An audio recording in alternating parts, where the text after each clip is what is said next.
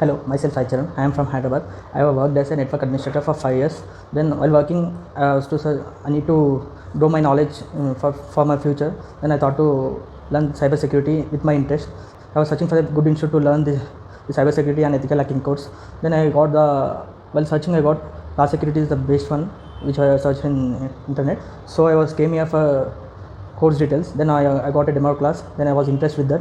Then after that, I joined the course. Then after joining the course, I started my course with the networking in fundamentals, Linux basics, and system hacking and pen testing, web application vulnerabilities. Then after lot of tools I learned like Metasploit, Nmapping, and these all etc. Then I think this is the best institute to learn the cybersecurity and ethical hacking course.